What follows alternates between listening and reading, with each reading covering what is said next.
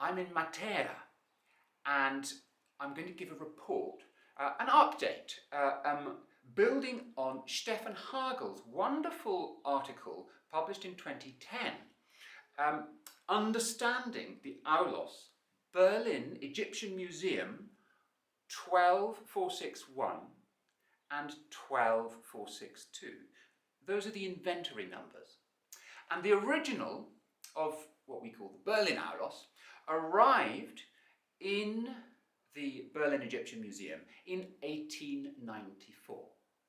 Okay, it was bought on the antiquities market, presumably in Egypt, and in that it has consecutive catalogue numbers, we can presume that it is one instrument, and indeed Stefan's meticulous measurements and analysis of the measurements support that supposition that it is a pair, that they came from the same burial chamber in Egypt. Unfortunately, we don't know where, and we've got no idea what date other than Greco-Roman, which could be anything from 300 before Christ, frankly, to 300 after Christ, but probably before Christ. Now, I'm going to be as concise as I can, building on what Stefan published. And perhaps the most important aspect of that is making it clear what Stefan actually meant. Because it's very easy to misunderstand, and it's not Stefan Hagel's fault, it's simply that anything regarding music, written down in black and white, silent, is prone to misunderstanding. So the first thing to get clear on is pitch. Stefan has published his results, fabulous, let's call them robust scientific results, at A212 Hertz. Okay, now that's a little non-standard, and I'm going to convert that to A442 Hertz. Okay, we don't really play, instruments are now as standard factory made at A442, not 440. So I've set my meter to A442, and my results basically confirm experimentally everything that Stefan published. Okay, congratulations Stefan on a superb piece of work. However, my role is not just to say, yes, that's the end of the story. No, every publication on the Berlin Aulos is a starting point for you. Okay, so this is a research publication that builds on Stefan's sort of traditional mode of publication, and I've moved into the video format because we're now in a kind of experimental phase, and audio-visual presentation is crucial because what I'm going to be explaining depends on you, the viewer, and listener, seeing what I'm doing with my fingers and with my lips at the same time as hearing what the results are. And that's, frankly, trying to communicate that in black and white silently is a waste of time. So that's why I would consider this video, or this section of the video, as a research output. I am speaking now to people who want to push forward understanding about Berlin Egyptian Museum, aulos 12461 and 462. And I'll check my notes here. 461 had a read, okay? It was drawn, the drawing is in the inventory catalogue 1894. Now, the drawing is perhaps one of the most important pieces of evidence we have. Okay, we need to look at that drawing and look at it again. Make reproductions, look at the drawing again. Make reproductions, look at the drawing again, and again, and again, and again. Likewise at the original. There are certain aspects that I now would like to go back and ask of the original with more detail. And one of those is the size of the syrinx holes. okay? Because Stefan hasn't published those. In fact, he was under great pressure. I know the conditions were not ideal, and I know from my own museum measuring experiences that conditions are you never have enough time. So I would like to go back, or if anyone is inspecting the original, please, we want more information on the syrinx holes. Because experimentally, based on the photographs, okay, what we have at the moment are the photographs beautiful photographs published in Stefan's article, which is freely available online and linked at the bottom of this video. We have the syrinx holes in figures 15, 17 and 26. Now, if you are making a reproduction of the Berlin aulos, look at those photographs. Don't guess. Look at those photographs and try to make your syrinx holes as close as you can until we've got better data. Those photographs are the best we have. This reproduction, in fact all the reproductions I have, and I have three, one by Thomas Rezanka, one by Robin Howell, and this one by Marco Sciascia. And what's lovely is they all confirm Stefan Hagel's results. But the register holes are problematic because they're not really functional, and I think they're just too small. And I'll be honest, I've just been nervous about enlarging them because you can't undo the enlarging of the hole. And in order to test the syrinx, well, basically I want data, measurement data from the original, because I think the syrinx holes have to be larger to have an effect. At the moment you unplug the syrinx holes and frankly it doesn't change very much at all. And I think in order to work, they just need to be bigger. So there's a work to do in the future. The pipe 462 is the one with the bronze ring. And this is one of those little points where I question Stefan Hagel's result. Okay, the first serious work on this instrument after whoever drew that picture, bless them, in 1894.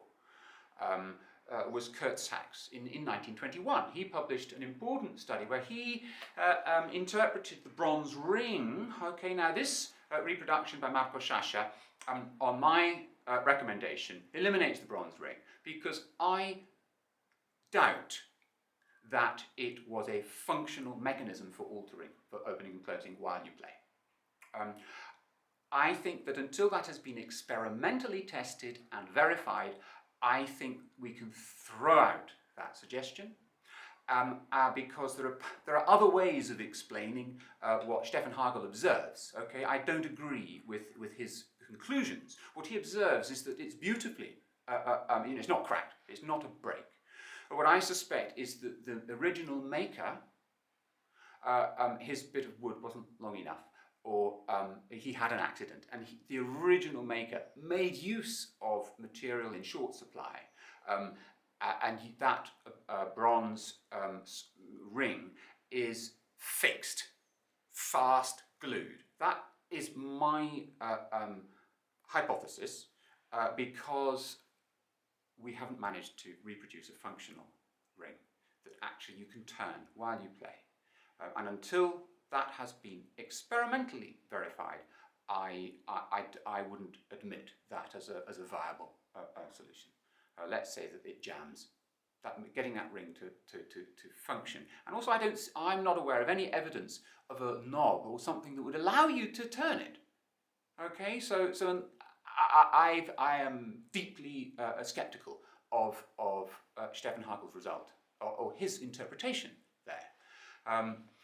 More work is required. But now let's get to what really matters, what everyone wants to know, which is what pitches does it play?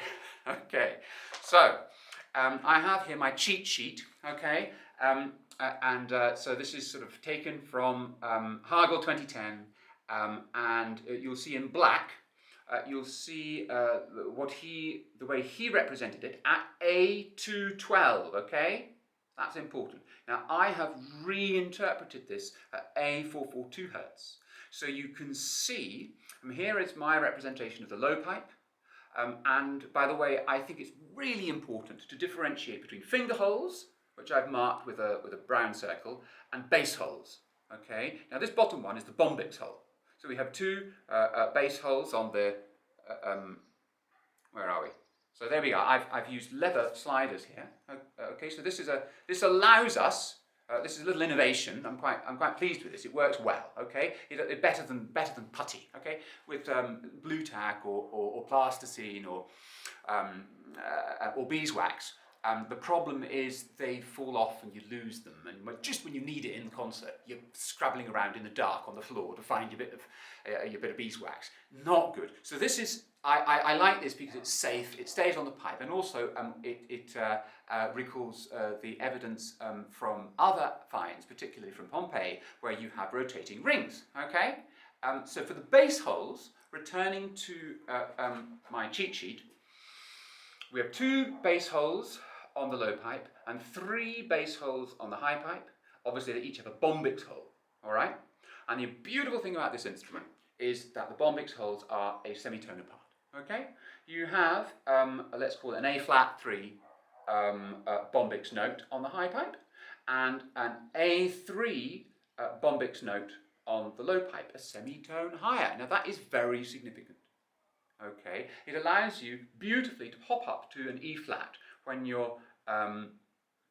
It gives you the next note, and that B flat there, a 12th above it is an E flat. But you'll see here is, or if we speak in A, the 12th above an A is an E. So you can go, but in fact we get a D. So you get the next C sharp that pops up the next note up here. You get a D4 by overblowing the A3, and I'll demonstrate that in a moment. It works, okay? It really works. It's a lovely effect. You get nice homogeneity of tone over the break, all right? Now, as all clarinetists know, bridging the break between registers, it takes practice, but it just kind of falls out of this instrument beautifully. So there we go. That is my understanding, experimentally verified, and it basically confirms Stefan's findings. So now, cheat sheet down, reed caps off, let's do it.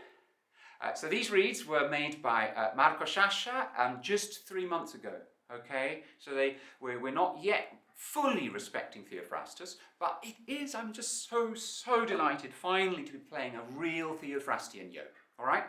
So this, now I'm just going to see which number it is, AABL, okay? So this is reed Theophrastic yoke AABL. So we can look it up in the catalogue and know exactly when and where it was harvested, and all my notes, for example, crack, okay? It's got a little patch of gold beater skin here to repair a little crack that developed in the middle.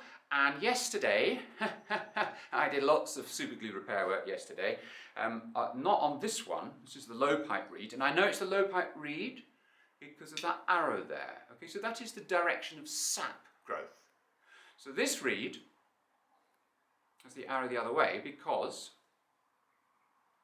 that's how it grew. Okay, so there is the internodium, or the section of cane, as it grew, with the arrows showing the sap growth. So this one was nearer the flower, and this base reed was nearer the root of the stem, of Phragmites australis. Now, I'm very, very pleased, extraordinarily delighted that with these reeds, now I'm going to do this as I would advise all aulos players, certainly beginners do. So let's just put this down. I would begin, I'm meticulous about this. Okay, I take the reed for consistency. It can be, well, it's just a waste of time if you get it wrong. And there are lots of ways you can make a mistake putting the reeds in. So I take the reed for the Berlin aulos. I take the reed between finger and thumb with the, in this case, the arrow. So I have, we have the little Lotus logo on the belly. So I have that facing forwards. And I hold up the instrument with the thumb hole towards me. Okay? So I can see that thumb hole, and I put the reed in, making sure it's this way around, lining it up with the thumb hole. But then as soon as it's loosely in, I raise the tip so I can see where the fingers holes are, and I don't want if the reed is horizontal, I don't want the fingers, the finger holes to be facing up. I want them a little bit inclined towards the playing hand, which in this case is the bass hand. So there we go. And then to push it in, because it's sitting so low in the reed seat, I hold it here and I just wiggle it down. And these I've got, you can see that the waist is just below the rim of the reed seat. Okay, now, okay, there are many ways of getting the same acoustic or sonic result. Okay, so the physical characteristics of these reeds is not, you don't focus on that. You know, that doesn't, very, very different looking reeds produce the same musical result. And it's the musical result that we're going for here. So with the other pipe, I'll do the same thing. So that's loosely in, okay, sticking out, and I'll just rotate the finger holes towards my playing hand, and then gripping it firmly. Never grip the belly, always grip up here at the tips of the reed, and then I'm just pushing it in, and I would never twist it, I would never rotate it. You'll crack your reeds, they'll go scissors, just straight down so that it's firm. Okay, now, because I was playing these earlier, they're open, I don't need to soak them. Yeah? Don't soak your reeds out of habit, they'll open up too much. Inspect them, and inspect every time you play. Actually, it's when you stop playing it's more important to do that, but no harm to give them a quick inspection before you play as well. Now, my meter's on. I am going to begin by raising my ring finger on the low pipe and having the bass holes closed, so I get the Bombyx note. And here I'll open these two. So I'm playing the low pipe in the open position and the high pipe with all three bass holes closed, so I get the Bombyx note.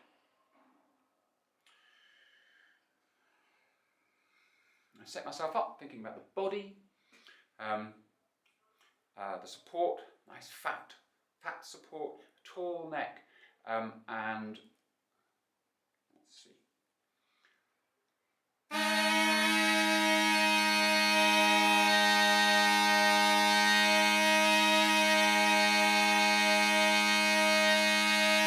Okay, so there we are at A flat 3.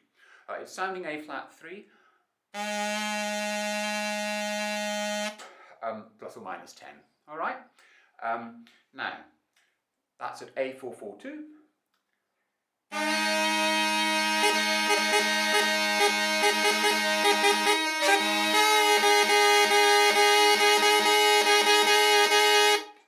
So that's a little rhythm from Pindar's fourth Pythia node, and I find it quite nice to, when I'm testing reeds, I would always do cuts and strikes, and the reason for that is a methodological one. I don't want to fool myself. I don't have time with a cut or a strike to manipulate, to adjust either my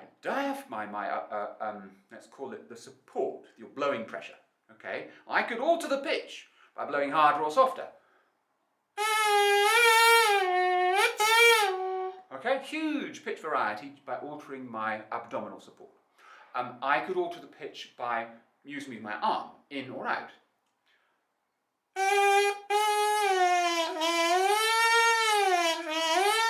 Okay, you don't want to be, you know, that is unhelpful for scientific work.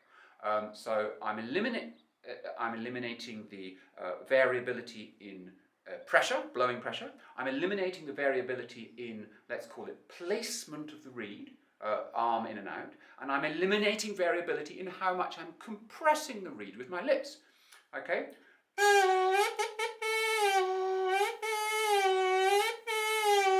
Okay, 3 ways of altering the pitch. So, I have a practical solution.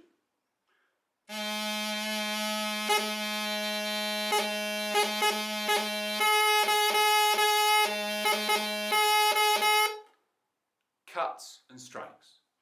It's the only way to know what to have solid ground as an aulos player. Otherwise, as Plato says, you are chasing a moving target. So there we go. On each pipe, the reason this is a robust research result is because it's the same as the Louvre aulos. Okay? It's fantastic. An independent find producing the same results. Not exactly the same, but if in the open position, the same. Okay, so the base notes, the Bombyx notes, are different, all right? And that's only to be expected. But you can play the same pieces on the Louvre and the Berlin. And I think for me that is the most important thing to hold on to. Because you can make, I promise you, you can interpret. If we didn't have the Louvre aulos, we wouldn't have the same confidence. But the existence of the Louvre aulos, I think it really gives us overwhelming evidence that this is how to interpret the Berlin aulos. Two pipes, a fourth apart. I will continue with more detail on what happens on all of these notes once I have maybe done another 10 hours or so of work on other reeds, because just as it's important to have both the Louvre aulos and the Berlin aulos, so it's kind of no good having a result with one pair of reeds. In order to be able to say anything for sure, I want to be able to deliver the same result on 3 different pairs of reeds, and I'm not quite there yet.